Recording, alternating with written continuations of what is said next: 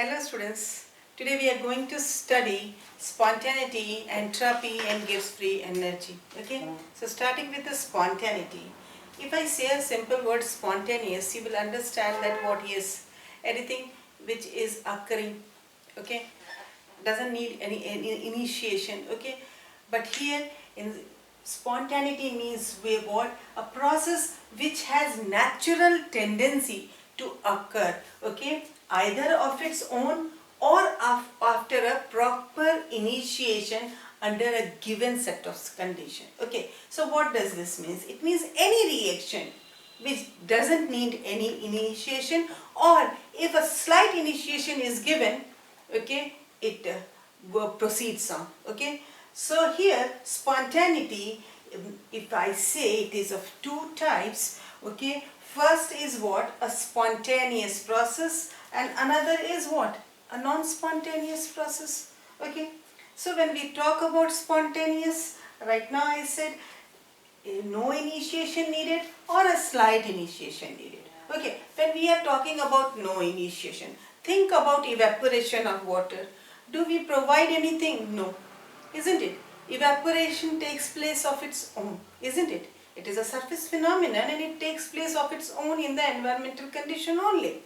Okay, like that if you say about dissolution of sugar in water, do we provide any energy? No, sugar dissolves in water. So this type of reaction, no initiation is required, it is spontaneous itself and only, and here we don't provide any energy. But yes, some reactions like burning of LPG, okay, what happens? In order to just working of your stove, what do? You switch on the knob and you just light it up, isn't it? And after that you remove that, you don't go on doing that, isn't it? Like that if you burn the leaves, okay, so what happens here? Carbon dioxide is released. Just first if you burn it only, reaction starts, no need to go on burning it. So this basically spontaneous processes of two types, where one no initiation required, another slight initiation required, and then the process goes on. Okay, but what about the non-spontaneous process? Here what happens? This will not work if only initiation is done. Okay, it needs a continuous energy supply. Okay, so this is a process in which it doesn't have any tendency to occur of its own or if slight initiation, okay, and this which is forbidden and made to occur only if energy is continuously supplied from outside. Like example we can say electrolysis of water. What happens here? Water, if you want to break it into water, H2 and O2, you have to provide continuous energy to it. Otherwise, once you stop providing the energy, what will happen? The reaction will stop. So that type of reaction is a non-spontaneous reaction, and the reactions like evaporation, burning of the leaves, okay, these are what? Spontaneous process. Just remember that spontaneous process, it occurs what? Without any initiation or only a slight initiation, and the reaction proceeds. And non-spontaneous, energy has to be provided continuously for that reaction to take place. Now let us study how enthalpy change is related to spontaneity. Okay, so if the enthalpy change decreases, or if the enthalpy decreases, what will happen to the spontaneity? Okay, let us see for that an example. Here I have taken what? Half N2 plus 3 by 2 H2. Actually this is a reaction of what? Formation of NH3. Okay, what is formed? NH3 is formed. Okay, and in this we see what? Energy is being given out. So what we can think from this reaction? Okay, if we try to make it represent it in the graph form, we are seeing here that yes, the enthalpy is being decreasing. So here enthalpy of reaction is decreasing. So net heat evolved in the reaction, it means what? Here energy is being given out. And if energy is being given out, we are not providing the energy continuously to it. It is instead giving out the energy. So if we are saying this energy is being decreasing during the reaction, what is happening? It is a spontaneous reaction, isn't it? A reaction till now we can say what it is, a spontaneous reaction, because here energy is being given out instead of the continuous supply of the energy. So this type we can say here, when the enthalpy decreases or the energy decreases, the reaction is spontaneous so far. Okay. Now let us see another reaction. Okay. That is half N2 plus O2 gives NO2. And here we are saying that yes, change in enthalpy is how much? Plus 33.2 kilojoule per mole. It means here energy is being required. So is this a spontaneous reaction? You'll say, ma'am, here energy is being required, so it is not. But no, beta. Here it is a spontaneous reaction. Even though we are seeing what? Here energy is being needed. Okay, so here energy is being increased. So that heat is absorbed from the surrounding in the reaction.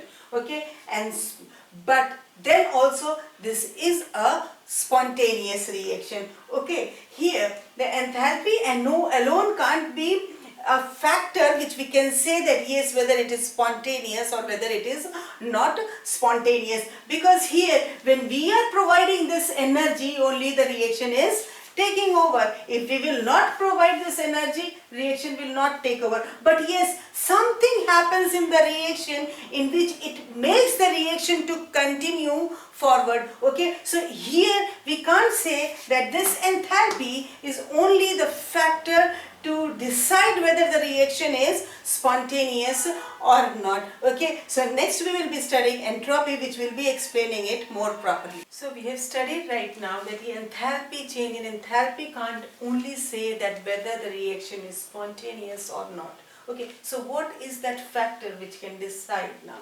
Okay, that is what the randomness or the disorder factor. It means how much disarranged it is. Okay, and that randomness is known as what? Entropy, denoted by the letter S, and it is a state function. Okay, now for understanding this, take an example. Okay, like melting of ice. Ice melts to form what? The liquid cell. Naturally, if I am talking about the ice, the molecules are compactly packed. But yes, when we talk about liquid, it is not so compactly packed. So here the molecules will be in the random form, isn't it? Now, if I take another example like ammonium chloride, which is in solid state, we provide some energy. In the aqueous solution, it breaks up into ammonium ions and chloride ions. As soon as it breaks up into ammonium ions and chloride ions, they are free now. Naturally, the randomness will increase, isn't it? So here we are seeing that yes, this entropy is also deciding the spontaneity. Okay, if the randomness increases, naturally the reaction becomes what? Spontaneous in nature. Okay, so here if we calculate this change in entropy, how we will be calculating it? Change in entropy is equal to what? Entropy final minus the entropy initial, isn't it? And that is what? The entropy of the product minus the entropy of the reactant. Or if we want to say for the reversible process like melting of ice to liquid, okay, how we can take out? It will be what? Change in entropy will be what? Q reversible upon T. Q denotes what over here? Q denotes heat, isn't it? T denotes what? Temperature. So now our unit becomes what? Joule upon Kelvin. Okay, so when entirely if we want to say that yes, the reaction is spontaneous, so we'll say what is? The change in enthalpy must be negative, isn't it? And what? The entropy should be positive. Okay, so this is how we decide the reaction about the spontaneous with the help of what? Entropy and enthalpy. So now, how is Gibbs energy related to spontaneity?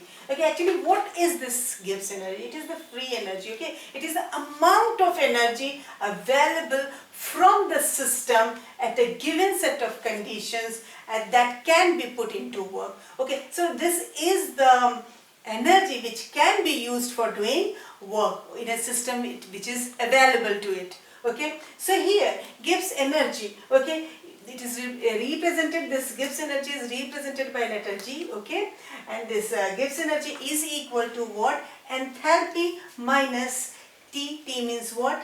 Temperature, and S, that is entropy. Okay, this equation we can write in this form, but yes, when we are explaining it in the process form, okay, what happens here? Delta G is equal to what? Delta H minus T delta S. It means here change in Gibbs energy is equal to change in enthalpy minus the temperature and the change in entropy. Okay, so here in this, if we are writing in the standard form, so the change in Gibbs energy in the standard form is equal to minus 2.303 Arti log K. Okay, here R is gas constant, T is temperature, and here K represents the equilibrium constant. Okay, so here if this change in Gibbs energy is in the positive form, it is a spontaneous reaction. How? See, if we had right now studied, yes, that change in enthalpy is in negative form and this change in entropy is in positive form. These two favors what? A spontaneous reaction. So here this delta H is in negative form, delta S is in positive form, positive and minus, plus and minus, it will be minus only. So here minus the enthalpy and minus here, okay, add up, we will be getting in minus sign only, isn't it? So negative represents that yes, the reaction is spontaneous. If it is in the positive form, suppose this delta H is in positive form, okay, and here what happens if this is in the positive form, so, and delta S, I said if it is positive form, it favors spontaneous reaction, but if it is in the negative form, what will happen? Negative plus negative into negative, it will become positive, isn't it? And here also positive, adding up, you get positive, and naturally that reaction will be what? A non-spontaneous reaction. Okay, like that change in Gibbs energy, if the value is 0, it means it is in the equilibrium form, and here the entropy is in the maximum form. Okay, here maximum randomness can be seen in this equilibrium position. Okay, so this is all for today.